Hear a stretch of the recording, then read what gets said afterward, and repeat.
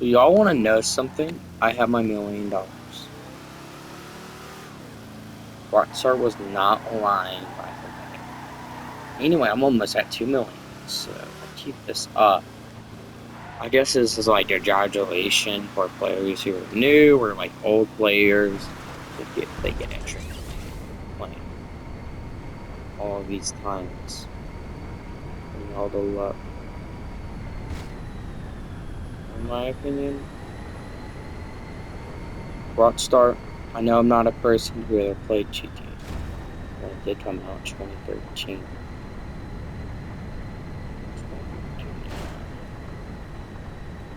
Man, that's actually crazy.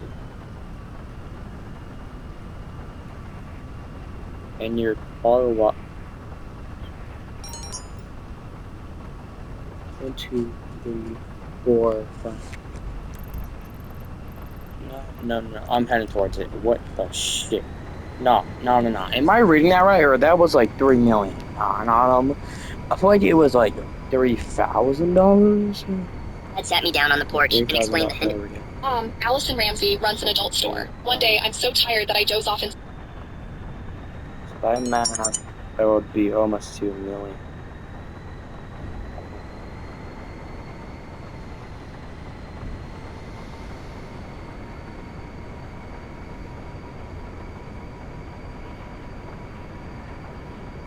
Here are some 10 Melcoins mods in Melon's sandbox. But first, if you are Team Melon... When FNAF became popular, fans had no idea Scott Cawthon was being accused of stealing his own game. Bro, if you visit the FNAF subreddit, you'll find thousands of people claiming Scott is a fraud, and his college roommate James House actually wrote the entire code. The subreddit even had this as an official rule. Do not acknowledge Scott as the creator of FNAF. Fans even praised James for being...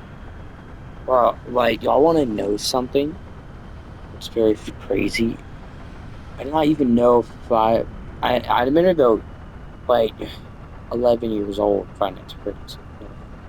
I'm in the 10 years old anniversary of Finance Freddy's, but now it's 12 years old. God, bro. That shows Stott has been alive for half of a decade, but Stott technically does own it. It's not the god-ass roommate. They're being idiots. You believe in that when you know your stuff. I know what I'm gonna rank up, but I feel like it said 3,000,000. It did. Ultimately, I like $4,000,000. Then later on, at 5. Then I'll be close. I don't know really. Okay, so my safe. 1, 2.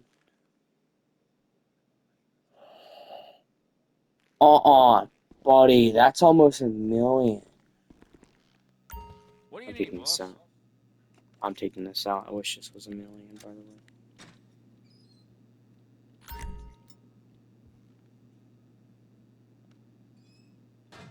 Going to the nearest ATM right now.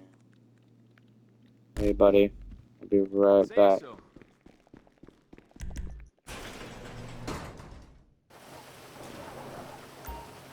What the shit, man.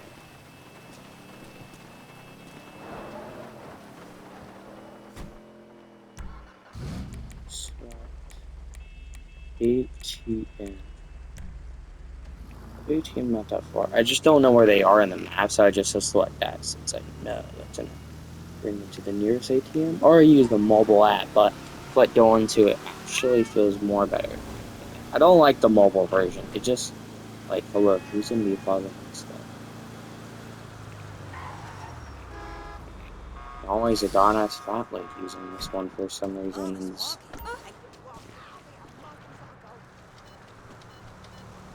what we have. We do have 2,000,000, I'd be happy, but I don't think so.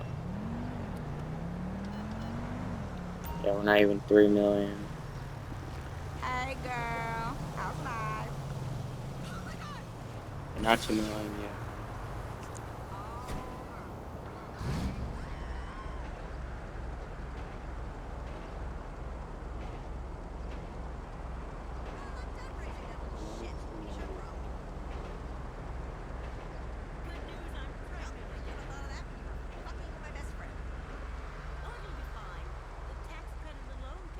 You wanted a kid. He's your problem. Good. Go.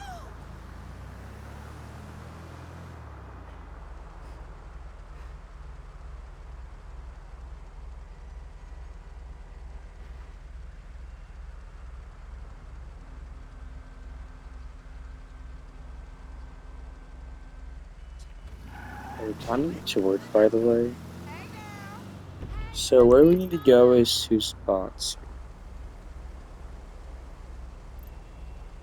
We're almost $1 million.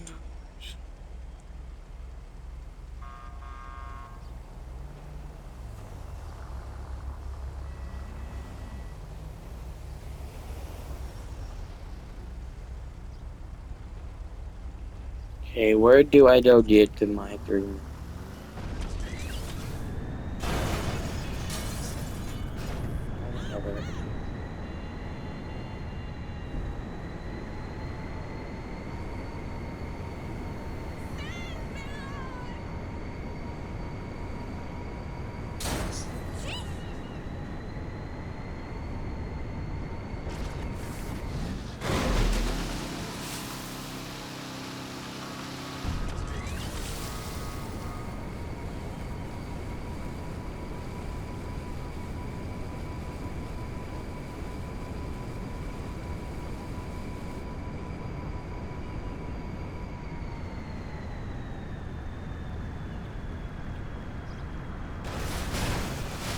Don't even wait, glitches. Like, wait, interviews are real life.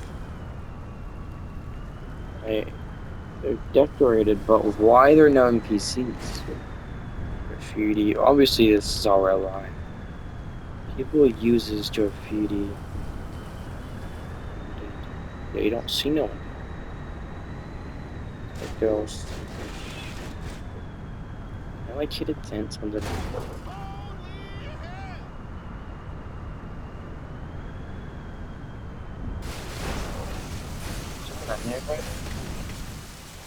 Did I just hear holy? Here we go. Let's go test.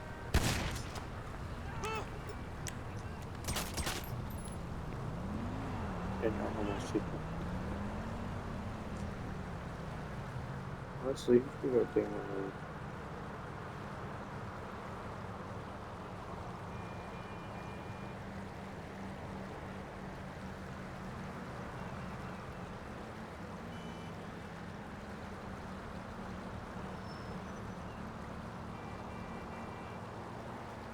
There are team water channel. I did not know this was going.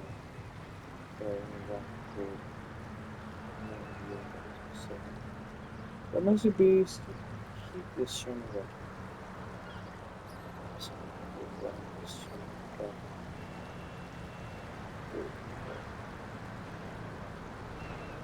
I just must be did not. We kept the channel running. You would need to get like more people water. They're like other countries and other places. And Minecraft views like much. A lot of people think I felt like I got it like 2 days ago. I felt but it's actually a whole in my heart, like I think I got it 2 days ago. Like honestly, no matter where I am, there's always music playing. It's always connected. A few months ago, 5 artists received the same challenge, and we all got to work right away. Because soon, we'd all meet up and reveal our work in the most epic competition I've ever been a part of. The challenge from the creators, Cox and Max, was as follows. Create an art piece representing your country, presented in front of the other contestants in Mexico City in 2 months. This is Creator Odyssey World Stage.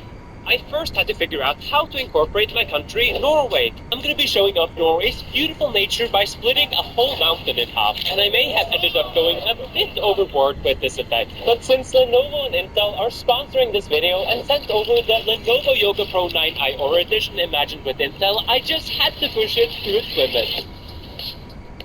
You might have heard of the paradox of an unstoppable force beating an immovable object. Well, I'm gonna turn a football into an unstoppable force and make everything in its path split to make way for it. And I'm gonna do it with a 3D tool called a Boolean. A Boolean operation simply lets you take 2 objects and cut a hole in one of them where they intersect. A simple concept, but it's the backbone of CGI, and it's used in everything from destruction effects to creating your favorite video games. But we're going to be using it to win this competition by splitting things you've never seen split in half before. That's maybe how Pac-Man was made, by the way. That would actually make sense. I was wondering how they all the objects. the most simplest logic, just using animations. Technically is an animation, but playable animation. You gotta play the animation, but you're technically controlling your own animation, what technically is already owned by a studio. I wanna have a look. So I actually look for the most paying job, by the way, y'all. I'll be the richest. So now we're on our way to film Eric's video. I headed out with my wife, Maria, to film. And here's another twist. She's actually competing in this challenge too. Docs and Bex had picked us both for this Creator Odyssey World Stage competition. And Maria is a super talented VFX artist. So let's just say I was feeling quite nervous about competing with her. But luckily she was kind enough to help me film still. The only problem was that when I got home, I realized she had spent most of the time just filming stuff she thought was pretty. So beautiful. Or her mom. So this is going to be one of the final shots where the football just shoots over the water, creating a giant splash before parting that mountain. And I think it's going to look super cool. I filmed the rest of the video, which was an awkward experience, to say the least. I filmed the rest of the video at several different locations, and eventually ended up with these shots. And let's start with the hardest of them all, splitting a mountain in half.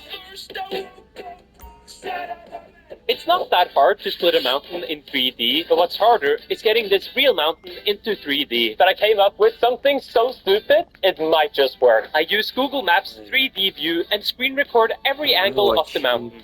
I then import this video into a photogrammetry software, and it actually worked.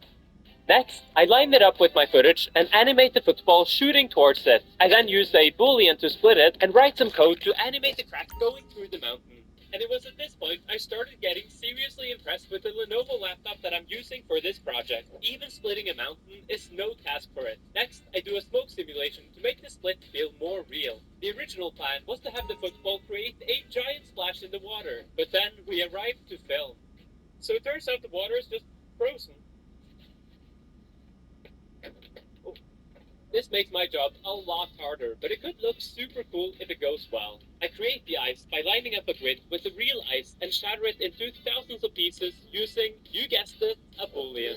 To get the ice to move, I actually create a water simulation and use the velocity of the water to push the ice around like this. I can then re-simulate the water, now using the ice as a collider, and we get this really nice interaction between the water and the ice. Lastly, I simulate some smoke from the ball to make it feel even faster. In compositing, I start by adding the mountain render and use some smoke puffs and fog layers to blend it in even more. For the ice and water, I do some color grading and clean up the edges a bit. Lastly, I add the football, smoke puff, and some camera shake to tie it all together. But before you get to see how it turned out, let's split a car in half. I start by 3D tracking my footage to be able to work with it in 3D space, and then start to search for a car model to use. Most 3D car models don't come with an interior, as it's only meant to be seen from the outside, and they don't want to waste time modeling the inside. But I was lucky enough to find one with a beautiful interior ready to be cut in half. I import the car into Houdini and add materials to it. Next, I line up a grid with the middle of the car and use a Boolean modifier for the cut. Nice! Next, I model a football, take some pictures of the real ball with my phone, and use Smart Share Tap to Launch to transfer them to my Lenovo laptop. So handy. I then use these images to add texture to the ball. Animating a ball can be surprisingly tricky. The rotation is easy to animate, and so is the position. But getting them to match up perfectly is not so simple, leading to either under-rotation or over-rotation. To fix this, I can link the position to the rotation and finally get some use out of the math I learned in school to automatically roll the ball the perfect amount as I animate its position. With this in place, I animate the ball rolling through the car and then animate the car splitting in half. I simulate it falling into itself and combine this with the manual animation, which gives me this. Lastly, I simulate the windows of the car shattering and add some sparks where the car splits for a bit more realism. Now it's time to render this out. But I want to keep going. So I get all of them. I should over have I import my render to my compositing software, match the colors of the car to the footage, and add a shadow. I then add the sparks You and make ready? the cut glow Okay. hot red. We're Lastly, trying to I stay notice the one lens step flare from ahead the of some focus. rival smugglers in the area. I'm thinking a little break-in, possibly some shooting, then we steal their stuff. Sound good? I mean, why alter a winning formula? Before we head to Mexico and represent Norway, I was feeling the nerves. So I decided to talk to someone who's had to deal with a lot more pressure while representing their country on the actual field. And I asked her what that felt like. I think representing your country is both incredible and full of a lot of pressure. My first start for the national team, I remember walking out of the tunnel and, instead of people chanting your name, they're chanting USA, USA. And I was running out and I stopped running and I just looked around and took it all in. For my younger self, it was cool to look back and be like, wow, she would have been so proud. And that's when I wondered, what would my younger self think of me and where I am today? It's not at all where I thought I would end up. Being from Norway, I of course started skiing at 2 years old and grew up in a very active household. I loved trying new activities, and if it had wheels on it, I was giving it a go. Organized activities like football were also a big part of my early years, but slowly my passion for sports turned into a passion to create. I started creating edits of our winter and summer vacations, and this slowly led to me experimenting more and more with 3D and visual effects until suddenly I was doing it for a living. I think the same passion that drives an athlete is very similar to what drives an artist, and I wanted to see if Carson agreed. I think that's what's cool about sports and arts and things like that. It's that you have a lot of different things that you love, but you're all doing it because you love it. So it's like, yeah, they're different, but the whole reason that we're all doing what we're doing is because we love it and we're passionate about it. With this trip down memory lane and newfound motivation, I was ready to tackle the final shots. To get the ball to split and roll through this tree, I start by modeling a rough version of it. I then project the footage onto it and use a grid with some noise to split it in half. I do a smoke sim and add some splinters falling from the tree and finally animate the ball rolling through it. In compositing, I add the tree. We have a problem. We still see the original tree in the background. Before, this would have been a time-consuming task to fix, but with this laptop's focus on AI acceleration, I can use AI to remove the tree in just a few seconds. With my newfound time, I add the CG ball here and rotoscope out the real ball for a seamless switch. During filming, I came up with the genius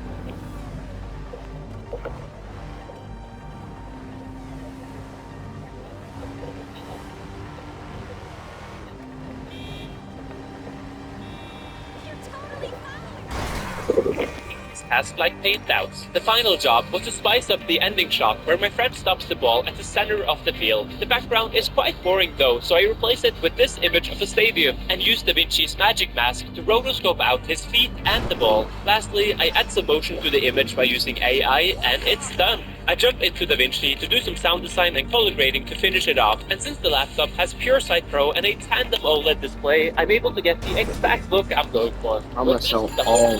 So I did a bit of reconnaissance earlier, and unless you have something small enough to make it under the shutter door, we're gonna have to open it. So I did a little more digging and found it's connected to a generator. We made it to Mexico, and this Destroy place that, is and it should pop After some right sightseeing, open. we met up with the other creators, and we were all shocked to see how big this production was. Lenovo was also documenting this challenge, and honestly, it was so cool to see a real crew at work, since I'm so used to just Maria and I filming everything alone. The next day, it was time for the reveals, and as we sat down with 8 cameras, 10 lights, and 60 eyes on us, I think we were all feeling the nerves. Isaac and Maria were up first, and they nailed it. And then, it was my turn to reveal what I had made. Oh. Is it straight up?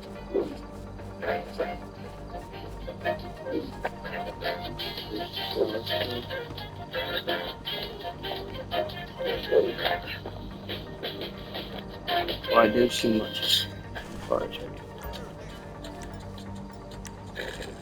We're gonna now switch to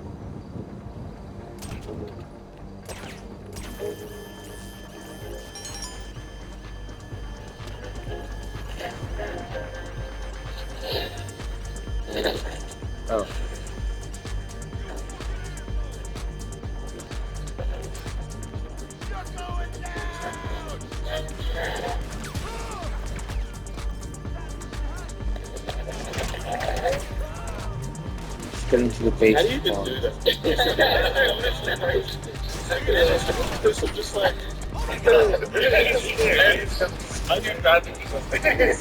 Afterwards, I showed them some of the making of process, and the whole thing was such a fun experience. And you get to be the judge. Check out Docs' upcoming video to vote on your favorite art.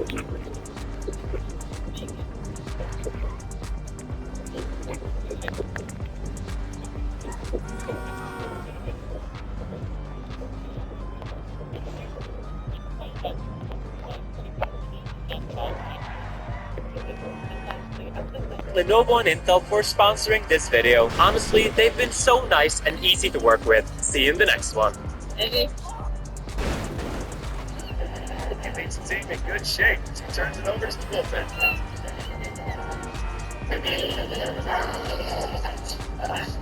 There are a ton of visual effects in movies and TV today. I mean, almost every shot you see now has some kind of digital effect in it. And with more effect shots, come more opportunity for bad effects shots. Yeah, they didn't kiss. What were they thinking? They literally animation glitches. I remember that CGI baby from Yeah. Polar Express. This has led to a sentiment amongst a lot of moviegoers that visual effects have taken a nosedive in quality in recent years. Whether it's the Marvel Cinematic Universe, the DC Cinematic...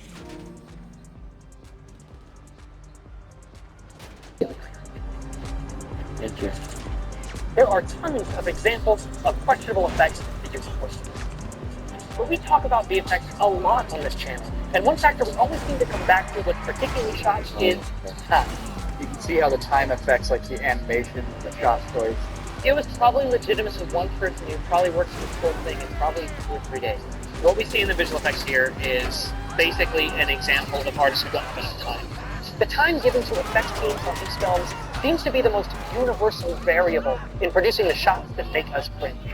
So, as a VFX artist myself, I want to show you just how much a little bit of time can dramatically impact the quality of a shot. Now, let's imagine a big shot Hollywood director is filming his movie. He has a scene where a car veers off the road, crashes into a pedestrian. The problem is, he doesn't feel like dealing with a real... I was gonna shoot us, but he realized, oh, we're a person. So instead, he utters a phrase that sends shivers down any VFX artist's spine. We'll fix it in post. And so, they put static plates and simply composite the digital crash onto it. Now imagine that director leaves the set, comes down to our studio, and slaps a hard drive with that footage down on my desk. Jackson, right? Yeah, here's the shot, buddy. Look, I need to see a Chief absolutely wreck my lead actor. Now, the producers asked me how much time I should carve out for this. I said, give you 5. 5 minutes. You got it. We did it! I consider that message sent.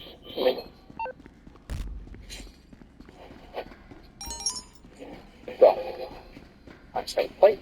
What do we have here? Okay, runs performance. I don't have a Jeep at all. No Jeep, so we'll find one. What is it? White? It's a white Jeep, right? There we go. Jeep Wrangler. Oh, it's got transparency. It's gonna look so bad. Oh no. Oh no, it's gonna look so bad. 341. I don't have time. We're using it. Oh my gosh, there's no time. This is so much less time than I thought it was gonna be. Oh, I'm gonna get fired. I'm gonna take that mask. I'm gonna just extract this hole. I'm shaking. I can't even think. Section. Extract. Goes in. We've got 2 minutes left. Ren, we gotta get Ren in there. He gets hit on this frame. That's the frame that we're gonna freeze frame Ren. Oh no. Oh no. 48 seconds. No, that's not enough time. Oh, forget it. He's gonna just disappear. I have to just drop an explosion on here. Oh my gosh. I'm sorry. I'm sorry. Oh no. I'm so sorry. 5, 4, 3, 2, 1. Hands off. I'd like to apologize in advance.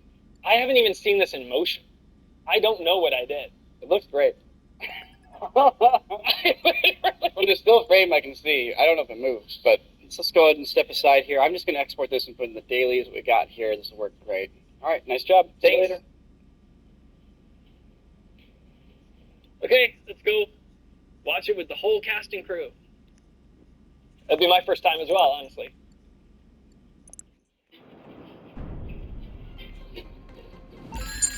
You ready? Okay. We're trying to stay one step ahead of some rival smugglers in the area. I'm thinking a little... The shot is awful. I don't want him to see it, so I'm taking a little bit of me time for to re-examine. Lucky for me, that's made it a lot easier thanks to today's sponsor, Raycon. The ergonomic designers.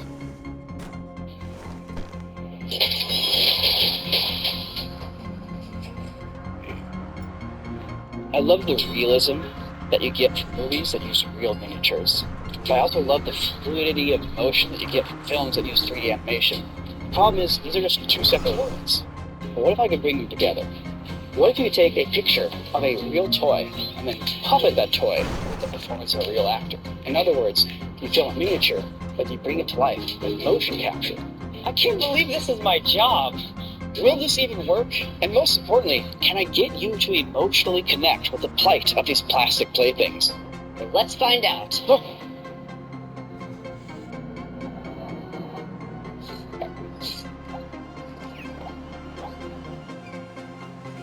If you're familiar with our channel, then you know we've brought many non-human characters to life over the years.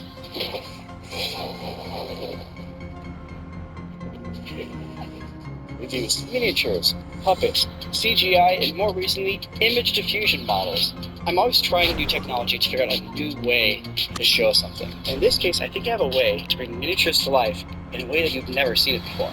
There is this new tool that came out called Long Animate. The whole idea is that you film yourself doing whatever, and then you can apply that performance to a generally humanoid character. So here, let's just do a quick example here. So I have this really cool figurine sent to us by Fabricio, who won Clint's Kinetic Rush Wonder Challenge. So he 3D printed this incredible version of his model.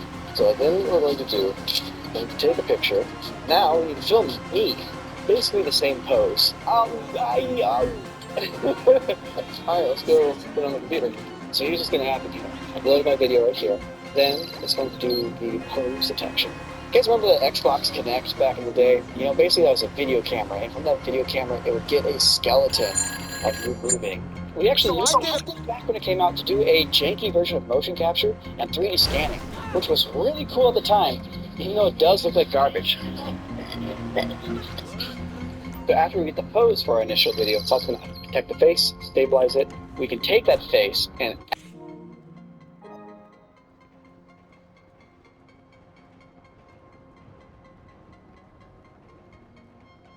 nowhere, like, two dimensions, not three. why is she doing that? Like, always just warping and manipulating a two-dimensional image. Next up, we have to load a bunch of models here. That helps like on the predict how side of they the need to building. move when they're given control inputs like the human I skeleton. feel like they are Through like, the spaghetti lines, a chain reaction of inputs and outputs will occur when we hit run. Now, we very much just ballparked it. Will it break? Will it not? We'll find out. oh my god, stop switching down. So I've been like deep in this spaghetti and it's like frying my brain. There's no tutorials on this. There's no documentation on this stuff. You have to figure it out by just typing in numbers and hitting go and then seeing what happens. And there's a lot of dead ends, trying to figure out what's working and what's not. So I'm running this on an RTX 5090. It's actually running on this Puget machine. They have this, what they call an NVIDIA RTX AI PC, where the whole machine is spec'd out to be able to do cutting-edge visual effects workflows. NVIDIA has actually been working with CompuUI to make sure that all the new image generation models like Flux 2 or ZImage are running fastest on RTX GPUs. It's I don't know where they crazy fucking put to the hit generator, go, by the way. and in 2 minutes, it gives me a result. I'm a living toy. I'm moving around. Boop, a boop, a boop. I got fingers. I got expressions. Ow, ow. I'm leaving. Wow. That looks great. Holy shit. Whoa, that's trippy looking. This crazy. It's almost like a super high fidelity fever dream robot chicken. Exactly. Exactly. The swinging little whatever the heck that is. Yeah, groin armor. The groin armor. I'm losing my mind. I'm losing my mind right now. This is super promising for a lot of different things. The big challenge I'm going to face now with my little short is actually getting shots with this because there's a lot of limitations I'm realizing. Moving background is tricky. Don't quite know how to do that. Compositing things into shots of multiple characters is tricky. And then characters who fall way outside of the proportions of a human body might not work with this process. So I'm gonna have some challenges ahead of me. The limitation I am facing with my experiment here, it has some parallels to what Pixar was dealing with in the early 90s. See, at the time, a film had never been made that was entirely computer generated. We knew that this was something that they hadn't done before.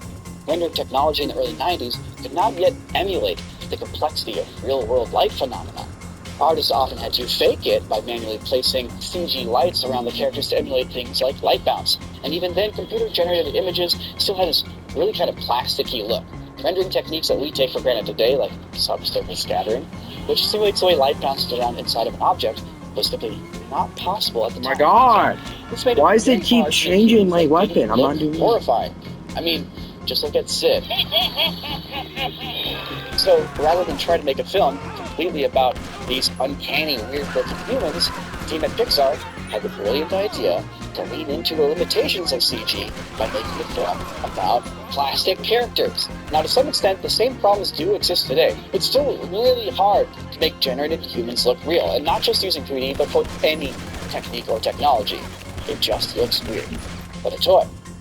We learned something from Pixar's wisdom is that if you're going to try a new experimental animation technique, starting with something like a toy can help you skip that uncanny valley altogether. Or at least I'll need to if I want any of my characters in the short to connect with you, the audience. So I'm going to do one more test from a scene that I've written. Can I take a toy with very different proportions than a human being and make it act and emote without triggering any of those uncanny alarm bells? There's only one way to find out. I spent some time yesterday working on a shot. Okay. So I just grabbed one of my daughter's toys and I framed it up, and I took that reference video of Dean and I came up with this. She's not looking at us. She wouldn't even notice us with that new iPad. Can you see?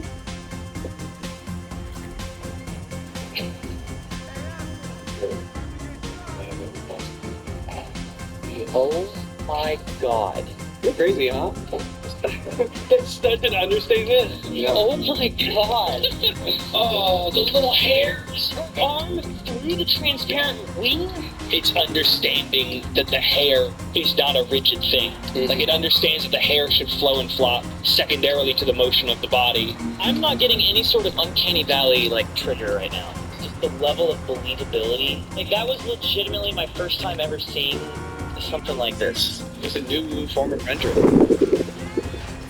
Not simulation. It's something else.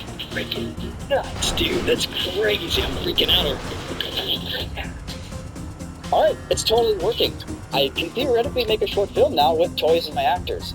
The question now is, which toys to use? Because we're not Disney or Pixar. We don't have to worry about these hyper-restrictive copyright and licensing issues. I want to use toys that we actually played with growing up.